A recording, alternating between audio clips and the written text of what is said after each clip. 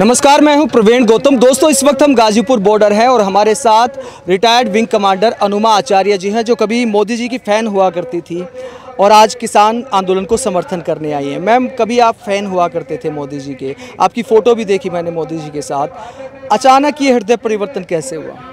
नहीं, हृदय परिवर्तन अचानक कभी नहीं होता किसी का भी। अगर मैं 2009 से लेके 2017 तक नरेंद्र मोदी को एक अच्छा व्यक्ति समझती थी, तो वो उनके कामों का जो लेखा जोखा हमें बताया जाता था उसके हिसाब से समझती थी।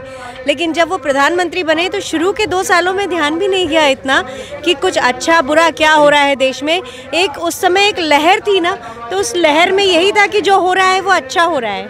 लेकिन जैसे जैसे बदलाव की उम्मीद थी आपको भी? बहुत उम्मीद थी बदलाव की। क्या हम सोचते थे कि देश वैसे ही आगे बहुत आ चुका है और अगर नरेंद्र मोदी आएंगे तो पता नहीं हम विश्व के पहले दूसरे तीसरे देशों में आ जाएंगे, तो ऐसी उम्मीद रखी थी।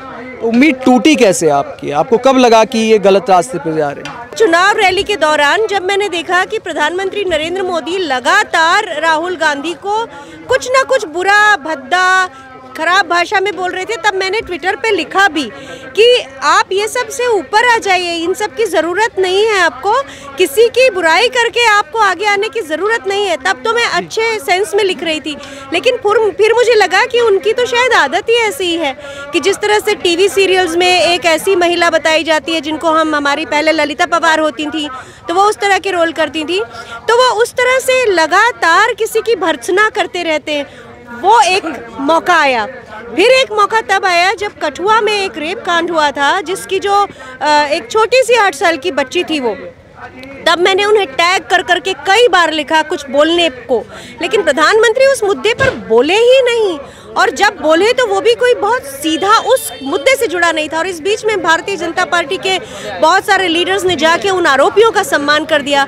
तो फिर मुझे धीरे धीरे लगने लगा कि जो मैं इन्हें बचपन से जानती थी, क्योंकि मैं आरएसएस के स्कूल में पढ़ी थी, तो मैं ये जिस तरह से मैं जानती थी कि ये महिलाओं के कभी समर्थक नहीं हो सकते, तब मुझे लगने लगा कि ये तो बिल्कुल महिलाओं को मतलब कुछ समझते ही नहीं है। इनके लिए महिला केवल एक आयोजन में आगे खड़े करके वोट लेने की वस्तु हो सकती हैं, लेकिन इनके लिए महिला सम्मान का विषय नहीं हो सकती। मोदी जी तो कहते हैं कि महिलाओं के लिए उन्होंने बहुत कुछ किया है, 3 तलाक किया, महिलाओं के लिए शौचालय बनाए गांव-गांव में, और आप उनकी तुलना टीवी की ललिता पवार से कर रहे हैं।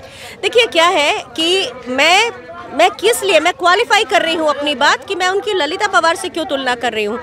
नरेंद्र मोदी इतने बड़े व्यक्तित्व बन चुके थे एक समय कि उनको ज़रूरत नहीं थी किसी और की लाइन मिटाने की, उनको सिर्फ अपनी लाइन लंबे करते चले जाना था। लेकिन उन्होंने पूरे समय कांग्रेस कांग्रेस कांग्रेस के पीछे जिस तरह से पड़े, तब मुझे लगा कि ये उनके अंदर का कॉम्प्लेक्स है, ये हीन भावना है कि उनसे ये नहीं देखा जा रहा कि जो कांग्रेस पार्टी है उसने एक समय देश के स्वतंत्रता में अपना योगदान दिया था। तो फिर मुझे लगने लगा कि वो धीरे धीरे उन्होंने बहुत तरह की हीन भावना पाली हुई है, और धीरे धीरे उनके सारे निर्णय जो फिर दिखने लगे, उनसे समझ आने लगा कि वाकई वो हीन भावनाओं से ग्रस्त हैं। तो क्या आप किसान आंदोलन का भविष्य देखते हैं? अभी सर्दियों का इम्तिहान दे दिया किसानों ने, अब प्रचंड गर्मियां आने जा रही है, तो सरकार ने एक बातचीत का रास्ता बंद कर दिया, तो जो डेडलॉक है आपको लगता है टूटेगा जल्दी? डेडलॉक तो तोड़ना ही पड़ेगा, क्योंकि पूरे विश्व में अब मैंने तो अभी कल परसों एक वीडियो देखा, अगर वो सच है तो 1000 लोगों की कार रैली अमेरिका में हुई।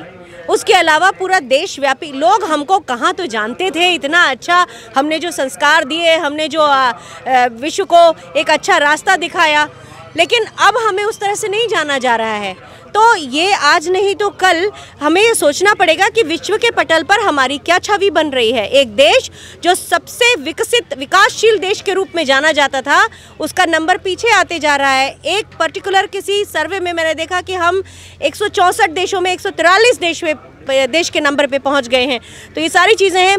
प्रेस की स्वतंत्रता के मामले में भी मीडिया तो कहता है कि ये मोदी जी के खिलाफ अंतर्राष्ट्रीय साजिश है, लोगों को गिरफ्तार भी किया जा रहा है, और कोई टूल किट की बात की जा रही है, तो ये मोदी जी के खिलाफ साजिश है या वाकई किसान आंदोलन? देखिए, अगर टूल किट की बात करेंगे तो मैंने देखा है कि अभी थोड़े दिन पहले, कल परसों में ही हमने टीवी में देखा है कि अमित शाह जी ने जिस तरह से, जो उनका सोशल मीडिया की टीम है उसको वो जिस तरह से कह रहे थे कि व्हाट्सएप पे कुछ ऐसा लिखो जिसमें लोगों को हंसी आए, तो हंसी में तो उन्होंने पप्पू एक कैंपेन चला दिया था, और दूसरा ऐसा भी करो जिसमें वो डरें लोग, तो डरने में तो हिंदू खतरे में रोज़ रहता है। तो इस तरह की चीज़ अगर खुद बोल रहे हैं गृह मंत्री, जब वो गृह मंत्री नहीं थे तब की बात है, तब अगर उन्होंने ये बातें बोली हैं तो वो भी तो टूल किट ही है। वो टूल किट तैयार कर रहे थे, कई लाखों लाख फिजिकल टूल किट उन्होंने तैयार किए, और यहाँ टूल किट पे क्या है, कहीं कोई हिंसा की बात नहीं लिखी है, सिर्फ एक कैंपेन को हैशटैग पर चलाने की ही तो बात है। क्या उससे सत्ता हिलती है? अगर हिलती है तो डेफिनेटली यहाँ तानाशाही चल रही है और तानाशाह उससे डरेंगे ही। मैम, किसान आंदोलन में मीडिया की भूमिका को आप कैसे देखते हैं? अगर जिसको हम मेन स्ट्रीम मीडिया कहते हैं उसकी तो कोई भूमिका ही नहीं रही है। हमें याद है कि हमने यहाँ पर 2 बार 3 बार जनगण मन का गान किया, किसी मीडिया ने नहीं दिखाया, लेकिन छोटे चैनल्स ने उनको रिकॉर्ड किया और दिखाया कि यहाँ क्या हो रहा है। क्योंकि बड़ा मीडिया अगर ये बता देगा कि यहाँ पर देशभक्त का राष्ट्रगान हो रहा है तो उसको जो जिस तरह का नैरेटिव इसका बनाते हैं वो बनाने का मौका नहीं मिलेगा।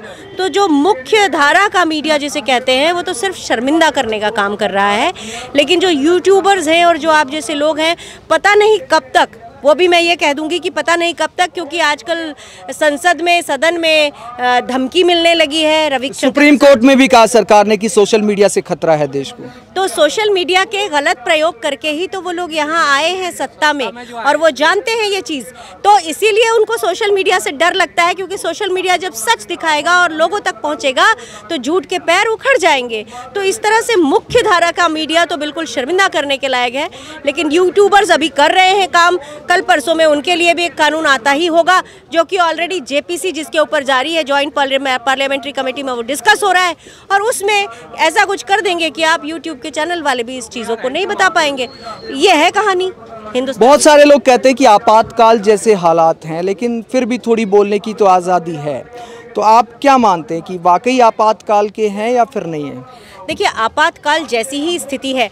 तब आपातकाल जो था तब तो ना मीडिया सक्रिय था, उस समय इतना मीडिया नहीं था जो आज हमारे 77-75 की बात जो हम कर रहे हैं, ना तो इतना मीडिया था, इलेक्ट्रॉनिक मीडिया तो था ही नहीं, और लोग बाग जो थे वो अपने अपने अलग अलग करते थे आंदोलन, तब भी आंदोलन होते थे। तो अब जो है इतने मीडिया के बहुत ज़्यादा एक तरह से जैसे दबोच रखा है सबको सब तरफ से, उसके बाद लोग थोड़ा बहुत बोल पा रहे हैं। लेकिन 21 साल की बच्ची, 24 साल की बच्ची, 22 साल की बच्ची, इन लोगों को पकड़ना, मतलब ये किस तरह की परिपक्वता है देश की, किस तरह की परिपक्वता है ये? तो ये अनुमा आचार्य जी की बातें आपने सुनी। कभी मोदी जी की फैन थी, लेकिन आज इन्होंने कहा कि एक तरह से देश में लोकतंत्र खतरे में आ गया है और आपातकाल जैसे हालात आ गए हैं। आप अनुमा आचार्य जी की बातों पर क्या सोचते हैं? कमेंट बॉक्स में अपनी राय जरूर दें।